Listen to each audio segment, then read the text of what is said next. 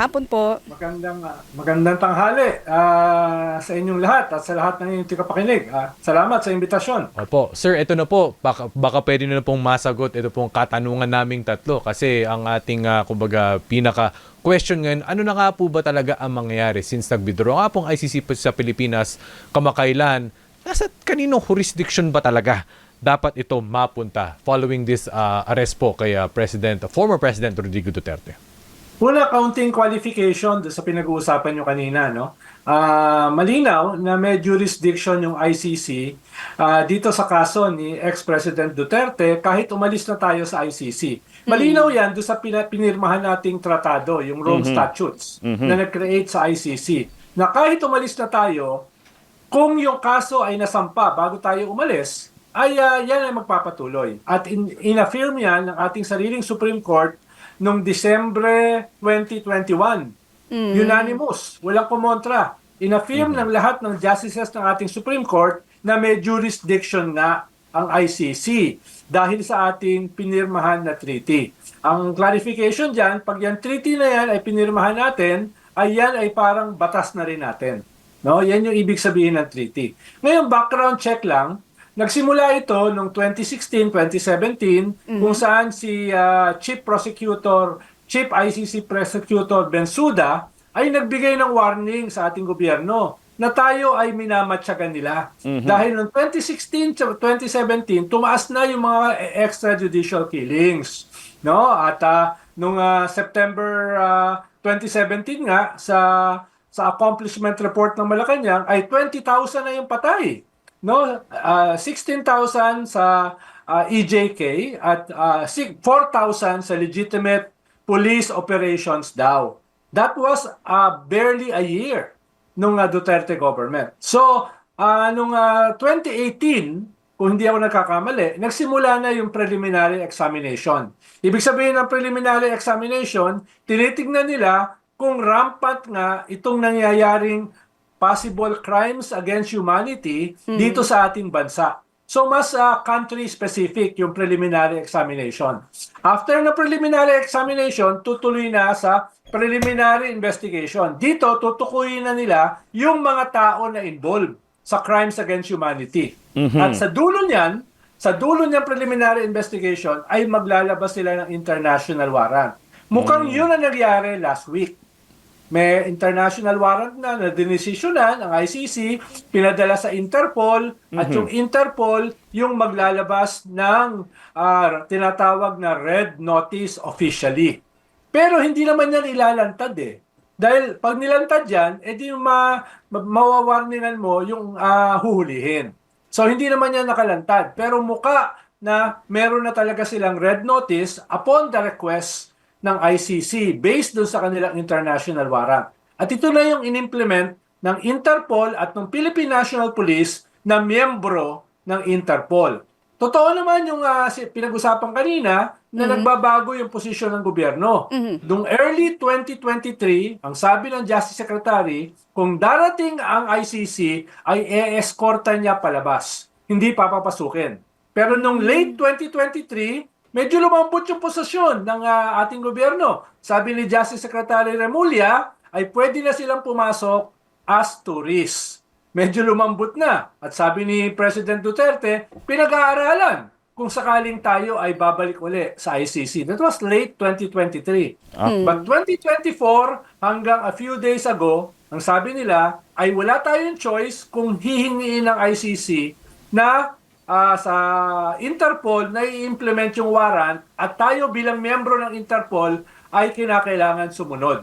That was just 2-3 days ago. Sinabi ng Malacanang. At sinasabi nila yan last year pa. So yan yung nangyari. Yan yung context. Yan yung background.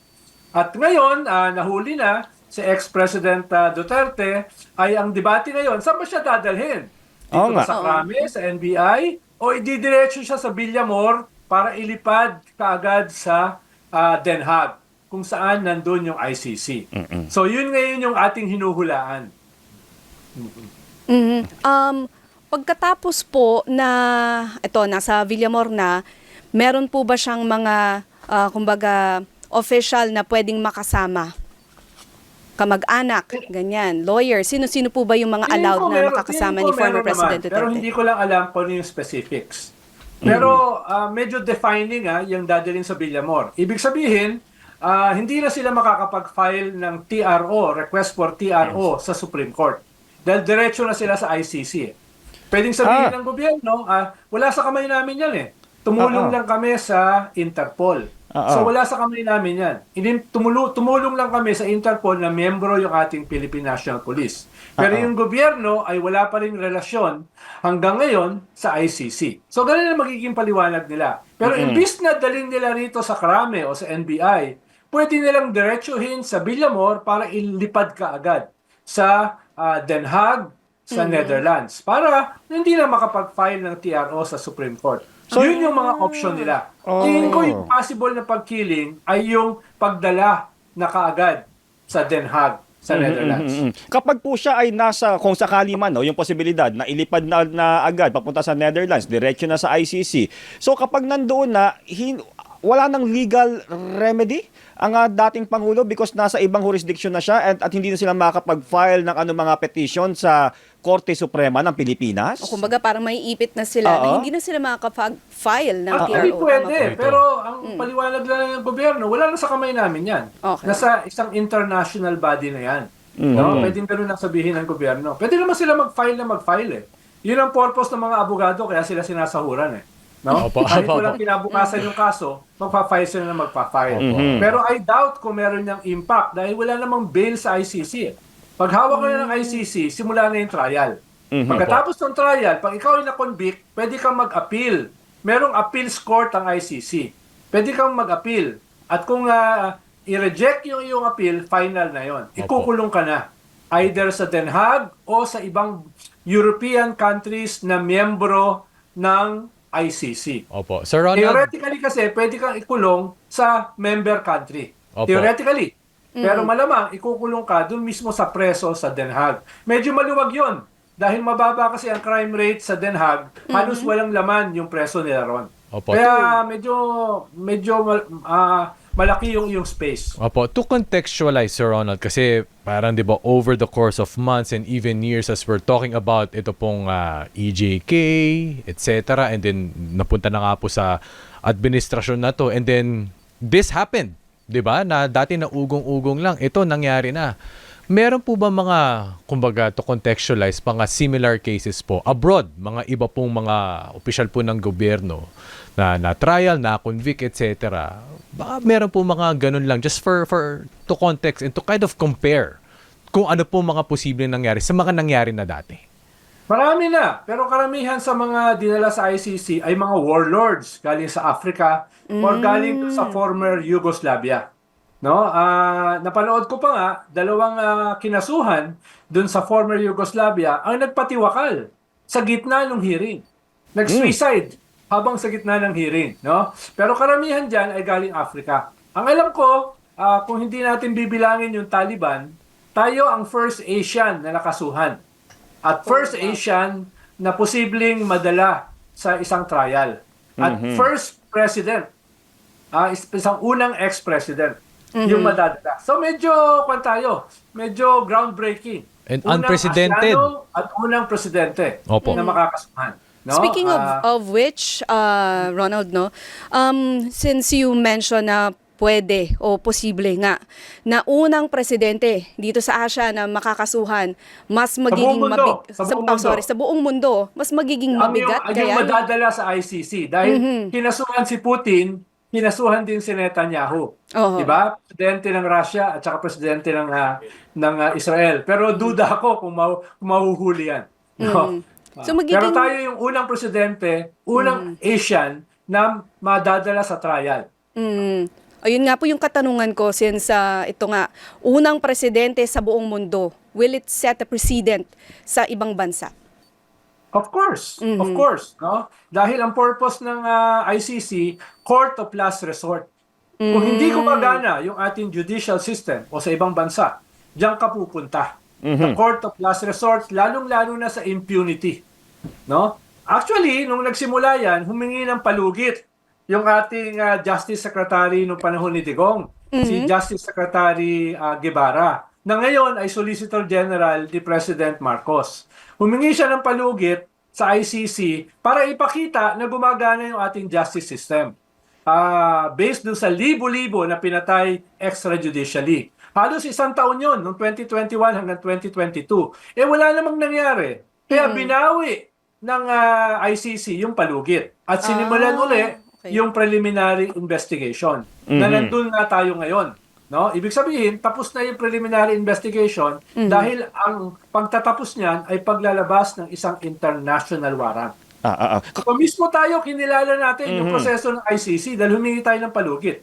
Pero wala tayong nagawa dun sa mga humihingi ng hustisya. Kaya binalik sa ICC, inagaw uli ng ICC yung kaso. Sakali lang naman no, na ang dating Pangulo, sa posibilidad lamang naman na ating po pinag-uusapan na ilipad na agad sa the Netherlands ang dating Pangulong Duterte, sino ang kanyang pwedeng makasama doon? I mean, of course, may hearing doon, no? Paano ba yung proseso niyan?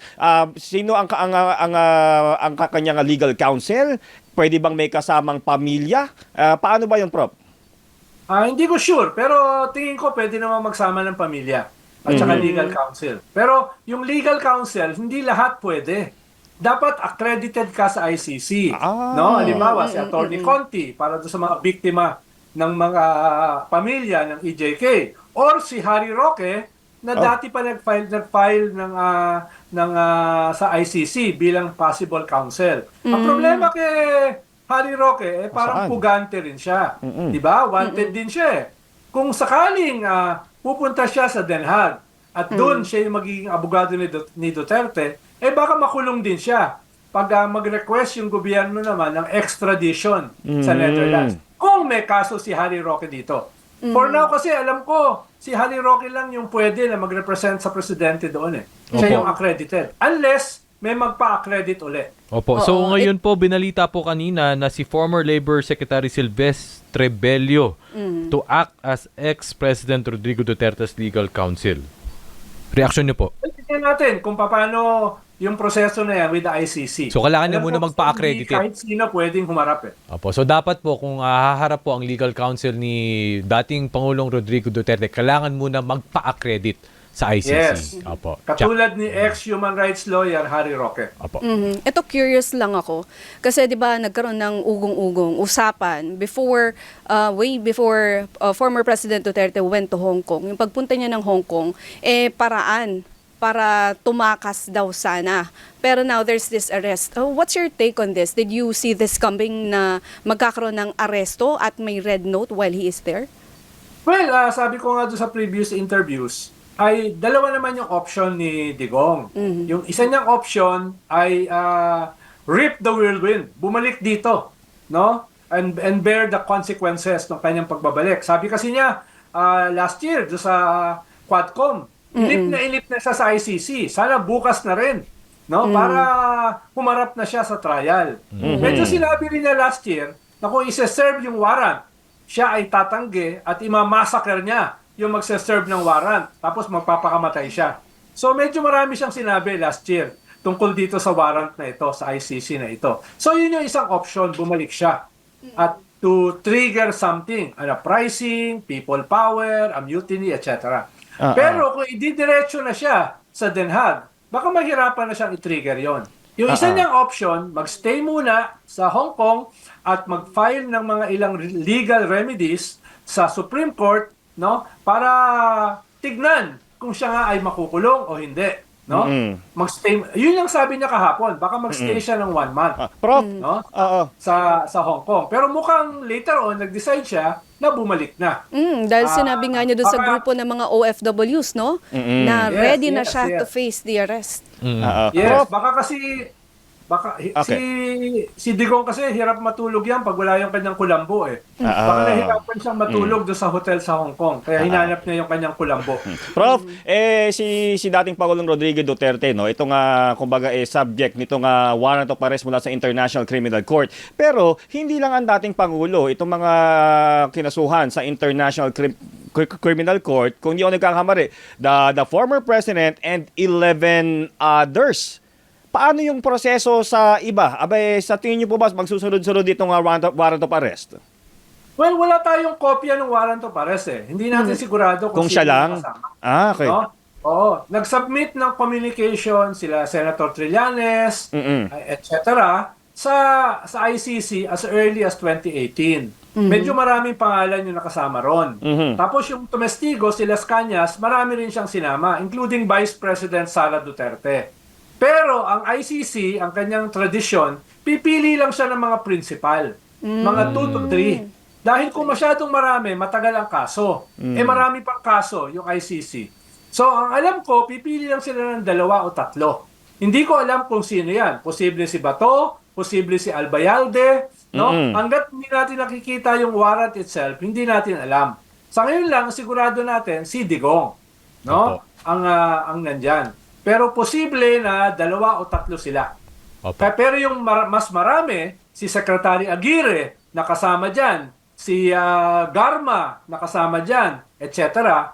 Baka dito na sila kasuhan. Opo. Hindi na sa ICC. Opo. Prof. Or pwede rin na sila ay susunod doon sa second wave ng Opo. mga kaso. Alright. Pero duda ako ron dahil maraming iba pang kasong hinahawakan ng ICC, kaya magfo-focus sila sa ilang principal para mas mabilis yung kaso. Opo. Prof, panghuli na lang po, no, marami po salamat sa inyong insights and information para po mas naliwanagan po ang implication ng nagbabagang balitang ito.